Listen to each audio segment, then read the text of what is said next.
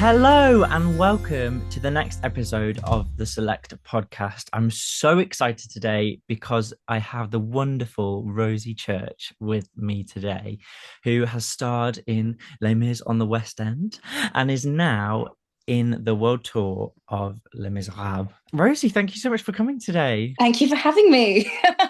How's life out there? How's it treating you? It's great. I'm in Manila right now. The sun is shining.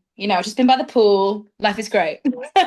Dream, living the dream. So obviously I wanted to talk to you a bit today just about how you got into the performing arts industry. Rosie and I go back quite a long time. We actually performed together when we were young. So it's quite a full circle moment to be sat here interviewing you.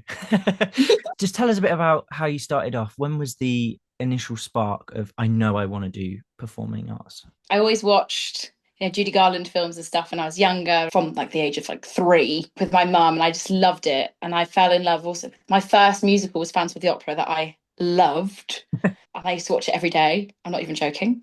And then I started singing lessons because my sister was taking piano lessons, and I was really jealous because I wanted to have attention. I wanted to do piano originally, and then I couldn't sit still for long enough. So I started singing. And then from that, I met the lovely David when we were like, gosh, 5 or 6. Gosh, a long time ago. Oh, so that's 20 years ago almost, doing New Year Theatre in Lincoln. And yeah, I started doing like tiny tots with that. We did shows every term, which was amazing, having that change up. So yeah, I did that for a long time. I was doing singing lessons and lambda and dance classes, like all of it. I just fell in love with it. And I spent every spare moment when I wasn't at school in a studio somewhere. Then I was lucky enough when I was 13, I auditioned for National Youth Music Theatre, and I did 8 years with them. I did Pendragon was my first one, written by the lovely Jeremy James Taylor, who is the founder of NYMT. I also did ones that were new musicals. So I did Billy the Kid, which was one of my absolute favourites. And then I did Hunchback of Notre Dame at Manchester Cathedral,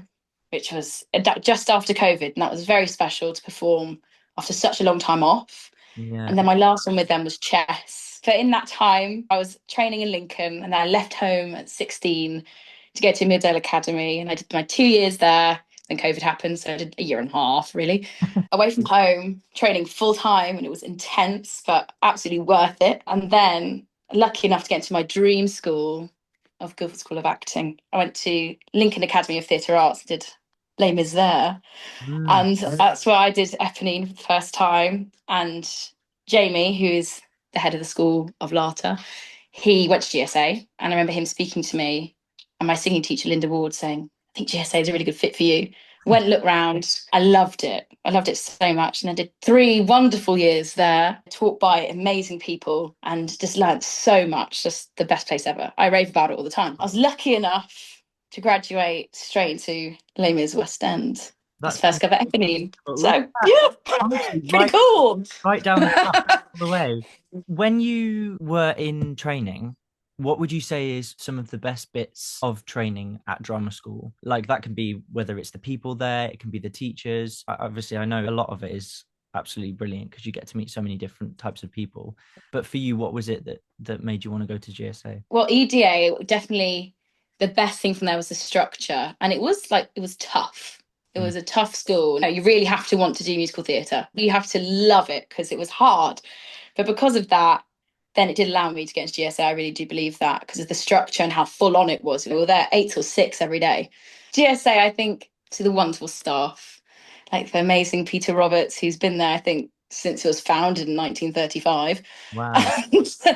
Also, just wonderful guest teachers that are still in the industry, like Kate Tyman, who was my jazz teacher. She's still in the industry. Like she's doing plays in the West End. She's been in films. She's an amazing dancer. Like people like that have connections.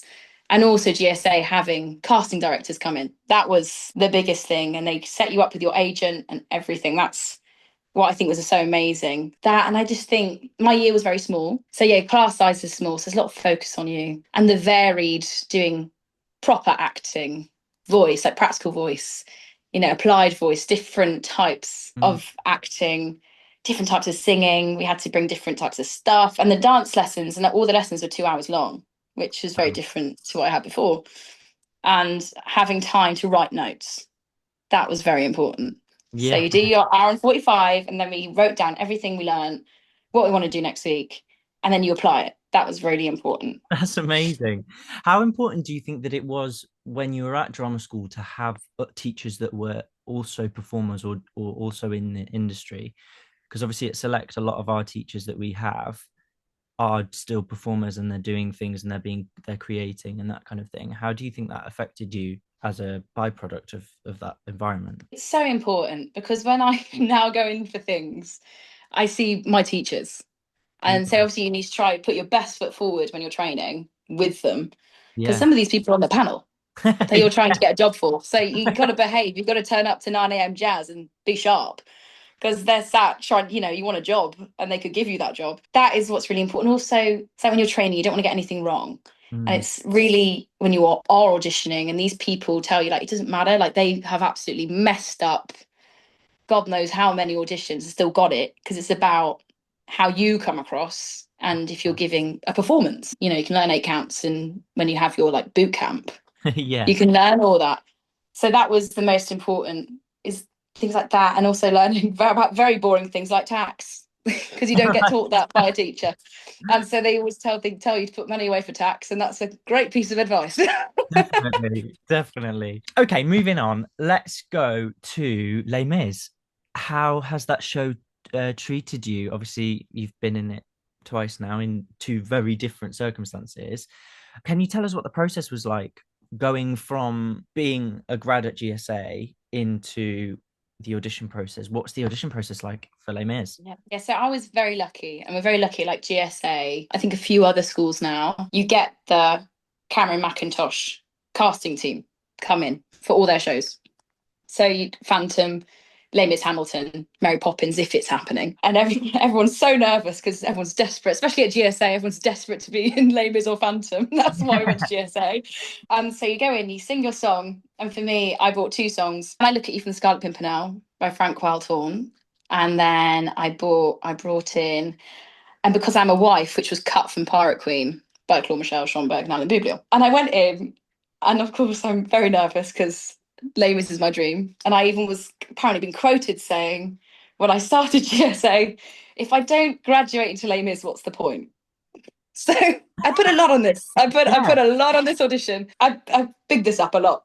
So I went in and I said, well, I've got this Frank Wildhorn song. Paul, who is still on the head of the casting team at CML, Mm.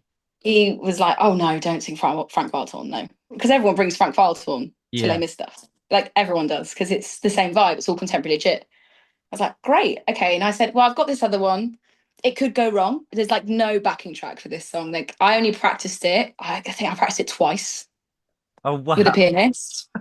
And I got this, my singing teacher gave me the sheet music. And I don't know where she got it. I have no idea. Timing's a bit funky. And I went, okay, this could go wrong. And it did go a little bit wrong. It happened. And I was like, well, I still like sang well. It just my timing was like with the pianist was a little bit whack, but hey ho. I was Mm. like, I did the best I could do. I went and everyone's getting these emails saying that you got an invite to audition for Les Mis properly. I hadn't got one. And I'm just going, okay, oh God, this isn't happening. And then I was in the bar Just the next week at like 10 p.m. and I finally got the email and I was like, yes, thank God. And then so I went in. I don't know what part I'm in for. I'm just auditioning. You bring your own song. Obviously, I'm very nervous because I'm going in front of like the big dogs now. But it was all really good. I sang Because I'm a Wife again. Then the day after, recalled for Eponine. And I was literally in rehearsals for my third year show, Crybaby. And I was literally and like you kind of were a crybaby. combusting. Yeah, I literally was like, oh my God, I can't believe it. They went in the next week. They were running really behind. And so I literally just sang Lovely Ladies straight into On My Own. They're like, great, thank you. I was like, okay, like no notes, nothing. And I come out and everyone else is like, oh, they redirected me there. And I'm like, oh my God, like everyone's getting redirection. And Yeah. that's like a good thing when you get redirected, like means they're taking an interest. Then I was recalled again.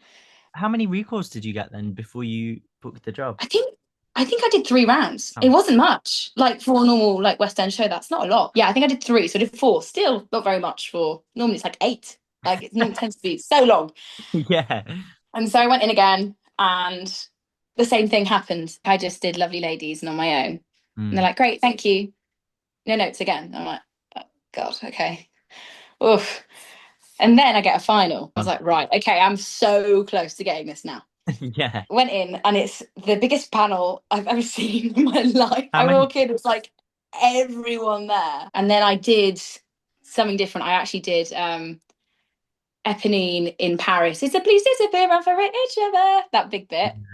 That was it once. So he belted my socks off. And then this is kind of crazy. James Powell, this is all filmed as well for Cameron. And he goes, "Oh, just give her the job." And I literally was like, I obviously heard it, and he was like, "Just said it." So I just give her the job. And I was like, "Oh, okay." And I was like, "Oh, thank you so much." And so I left. And then they said, "Right, you're here next week." Didn't hear. All right, it'll be another week. And then some people heard no's in my year. I'm thinking, oh God, oh God. And then I was asleep and I got the call and I was fast asleep. My agent called me like 9 a.m. and I don't wake up early. It's not my thing. And he's just like, "Oh, could you call me back? I just got this audition through for you." And I was just better if I explain it over the phone. Mm. That's a voicemail he left me. And I was like, okay, picked up. And he's like, "Well, you got it." I literally was like, I kid you not, like in my pajamas. I was like shaking. It's like, what? It's like years later, like, "You're going to be in Les Mis and you've been offered second cover Eponine and second cover Factory Girl." Yeah, I told my mum. The one day my dad went in the office that whole week, he wasn't at home, so he missed it. Oh no. I went to my mum's room and I was like, I got it. And it was crazy. It didn't feel real. Insane. A few Mm. weeks go by, I have fittings and I go in for my fitting and they're going through all the book and they're going, "All right, so for first cover Eponine," I went, "No, I've been offered second." And they're like, "Oh, okay, but this is the track for first cover." And I went, "Okay, fine." Like they're just measuring me to show me the photos, fine. Yeah. I go and have lunch with my friend. I get a call and I get first cover, which again, yeah, is Wow. amazing. It was so nice. That was with one of my really good friends when I got that. And also that means I get scheduled dates, right? Like for me, like I'm going to be playing the part, like for sure. Like I'm going to be getting dates. There's like second cover, you don't know if you're going to go on. Yeah. Like you probably will because of holidays and things and people being ill, but first cover, you get dates, you get holiday dates. I get 28 days. And I literally was like thrilled. Yeah. Unbelievable. And then, yeah, that was so I did leave having a job, which I'm incredibly fortunate to have had. Yeah, that was amazing. Then the casting announcement happened, and that's when I cried and I was like, "Oh, this is happening. It's, This is happening now. Like, this is real. They've announced it. They haven't changed their mind. I'm doing it." yeah. Do you have any advice for any parents or children that might be listening about when you're waiting for something, when you're nervous about something? For example, if you're waiting to hear back about being a part of a cabaret or a concert or something that's you really care about, have you got any advice that you could offer in the ways that you deal with that? What would you say? I am terrible for overthinking. So I think I've gotten better Mm, since like leaving and I auditioned and stuff after. But you have to really, it's always good to have something else that isn't musical theatre that takes your mind off it. okay. I'd say like that is the biggest thing. If you've got a hobby or something else you can do that takes your mind off thinking about it. Musical theatre can't even be my only thing. And it really that took my mind off it. Just finding other things. And also like if you are in the final things of that, it's like it's amazing if you get it, but something else will come. Yeah. I'm a massive believer, it won't pass you by. Yeah, what's meant for you won't pass you. What's yeah, exactly.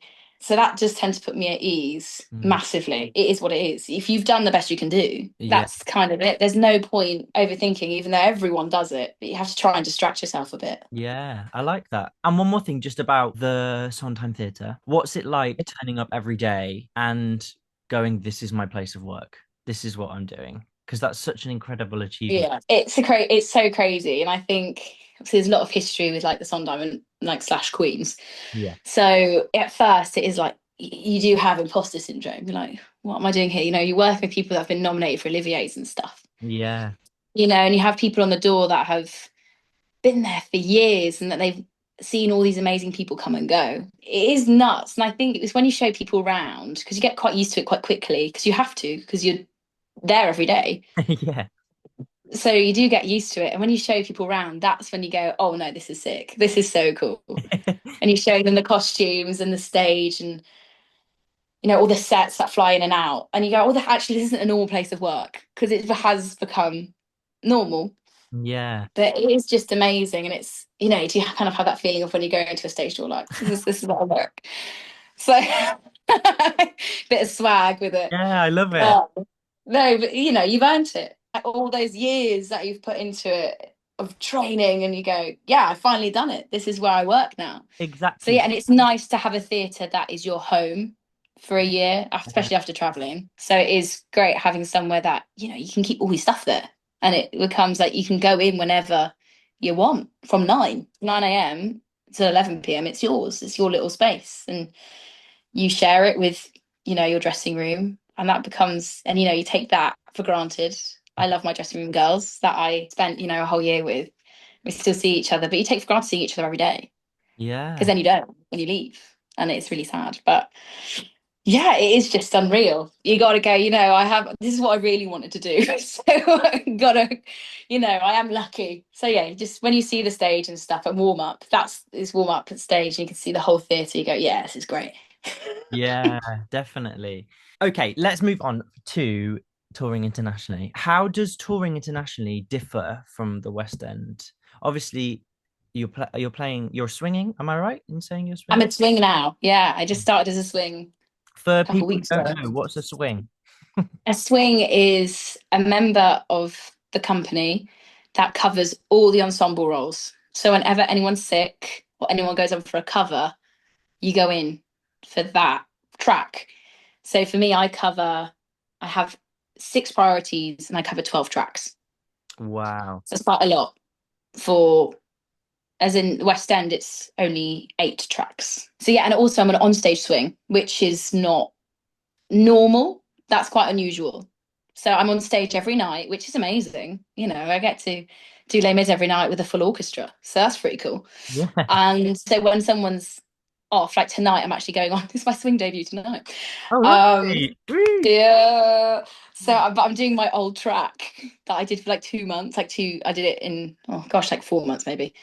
I did it in Japan and Shanghai. Hmm. And so I'm doing my old track because the new girl that joined, she's got show watch. So it's a track I know very well, which is a very nice way to have my swing debut.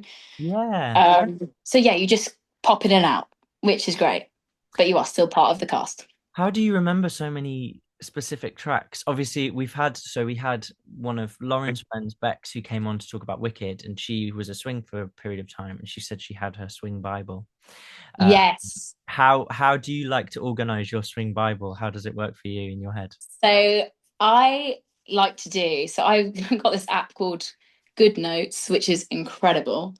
So it's like a normal note like app, but you can put in a page of the stage, because our stage is quite unusual because it's a concert. We've got bleachers that you sit on, and we've got standing mics. Right. Okay.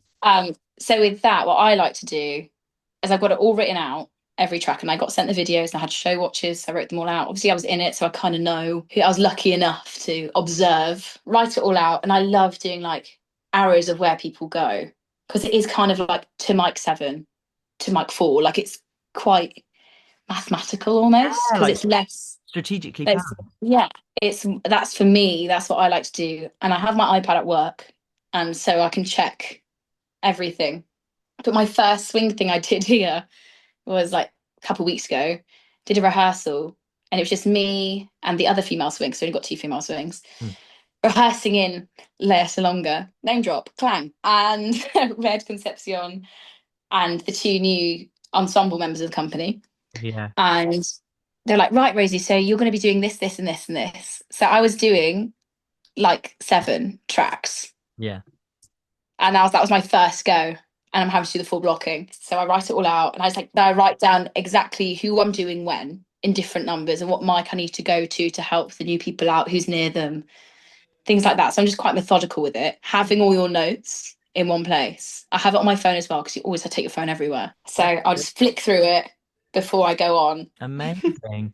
I was also just going to ask you, obviously, I went to Turkey and was in Turkey for a while performing, but I was with a lot smaller team. Do you find it difficult being away from the UK, or is it something you actually quite enjoy? Because I know that there were periods of time where I felt Yeah. like I need to get home right now. And then Yeah. sometimes I was like, I could stay here forever. Like, Yeah. Oh, yeah, absolutely. I mean, like Japan was my first venue.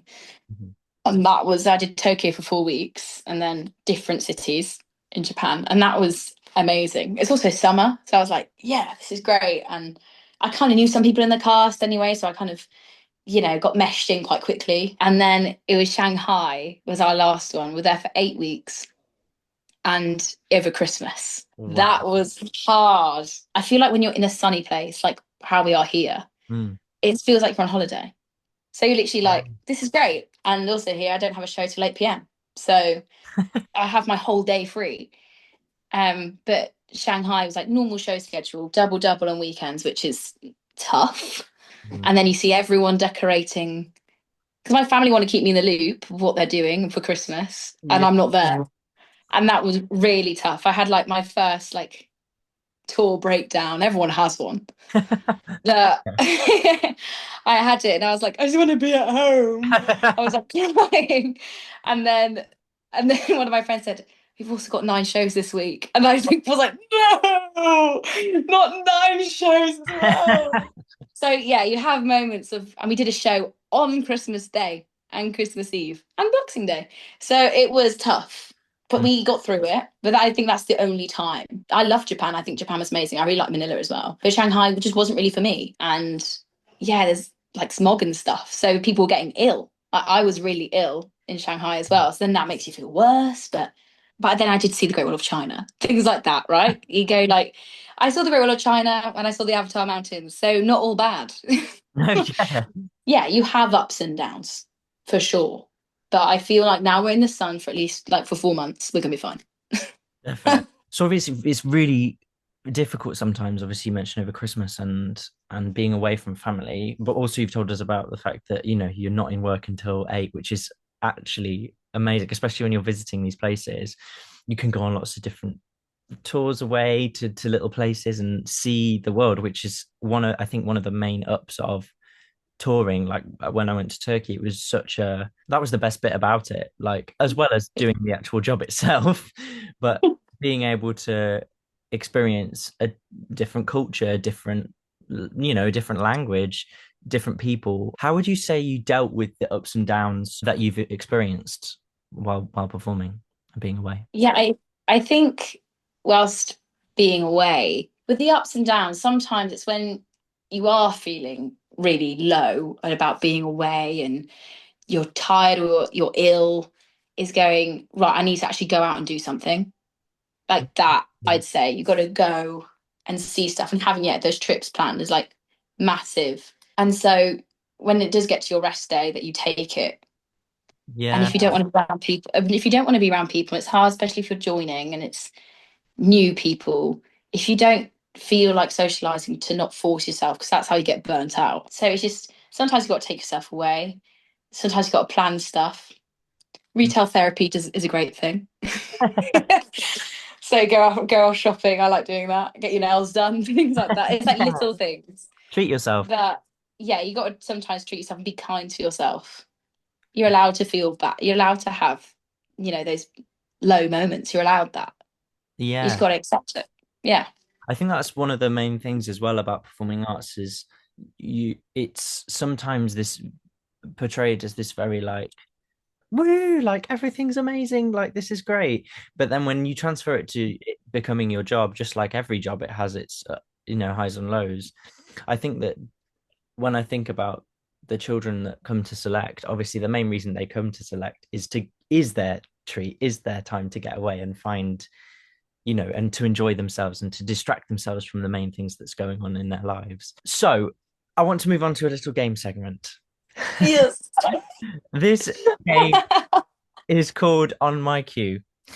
I'm going to read you a lyric from Les Misérables, and I would like you to tell me the song and which Uh-huh. character sings the song. I've made them pretty easy, Oh, have you? Okay. so I think it should be okay. Are you ready? I am so ready. Okay, starting off with an easy one. It is the music of the people. Do you hear people sing? Do you hear the people sing? Excellent. Sung by? As in like Enjolras? Or are we doing like the Yeah. ensemble?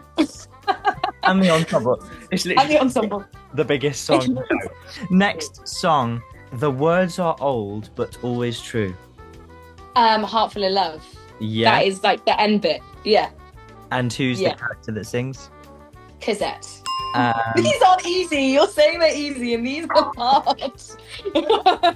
Charging for bits they can't intend, hand it over with a welcome friend. What? That's surely like a Thénardier. That's correct. A Thénardier. It's Master of the House, no? He's master of the house, yes. Oh my gosh. I am not listening to what's going on around me. Okay, to love another person is to see the face of God. Well, that's the very end epilogue. Jean Valjean, Fantine and Eponine. Yeah. That was easy. That's fine, I sang that. I know that one. And finally, your final one is The Pavement Shines Like Silver. Oh, on my own, Eponine. It is. Oh. What amazing music as well. Just, Oh, it's unreal. it's just amazing. Unbelievable. And it stood the test of time, 40 years. So we are coming to the end, unfortunately, but I've absolutely loved having you on here. Thank you so much for coming on. Oh, thank you for having me. Before you go, I wanted to ask you if you could offer any advice for any parents or children that are listening that are thinking, God, I would love to go across the world and perform and do the thing that I love. What would you say to that child or that parent? I would say you should 100% do it. No, it's hard, so you got to love it. Mm. You have to 100% love it because it's not necessarily glamorous all the time. So I'd say absolutely do it. And with parents as well, like I am so unbelievably grateful for my mum and dad.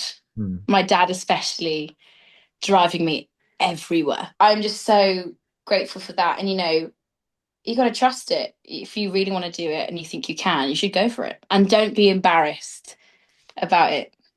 That is my biggest thing about it. It's never embarrassing. Sometimes I think when you're younger and you get embarrassed about performing or like not putting yourself out there enough. I think it's quite like a teenage kind of mindset. Yeah. So like you gotta give it beans. You should always go for it. Go full out. Go always out. Yeah, definitely. And also, if you could do anything again in the world of Les Mis, what would you want to do? Relive like a moment. Hmm. Well, there's two. Obviously, my Eponine debut, and it was crazy because I found out during warm up. Wow. So I was Bella Signoring, and I found out that I was on. I was so lucky that my sister was working in London. She came to see the matinee. Very fortunate that my mum and my nan and granddad were back from Spain, and because they lived in Surrey at the time, they came and saw my evening show. Oh. So that was amazing, and also doing Eponine and showing my family around on my mum's birthday. Oh, It was so good. And she wore the hat and stuff, of course, because my mum did Eponine, like a little showcasey thing they did when she was in college, which I imagine Les Mis only just came out really. So yeah, like for her and having my grandparents there, it was just, that is our family show. It's the one we love the most. And so having everyone there and having all my family come watch and also meeting my best friends. Yeah. I think Les Mis, it does introduce you to people that are going to be in your life forever. And my best mates from that show.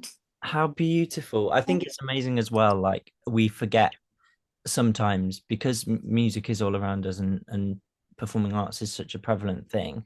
I think we forget how much it brings people together. It's always a safe space for people to come and be their complete authentic self, which I think is a beautiful. Yeah. But we have run out of time, unfortunately. But thank you so much, Rosie, for coming on.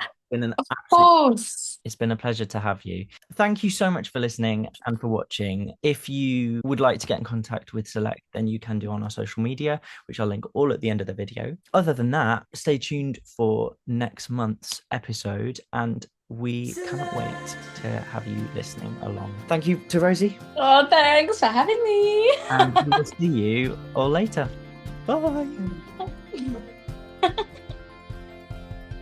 Hey guys, it's Mr. David here. Thank you so much for listening to this episode of the Select School of Performing Arts podcast. Be sure to check us out on YouTube and subscribe, and you can also find us on social media at Select School of Performing Arts.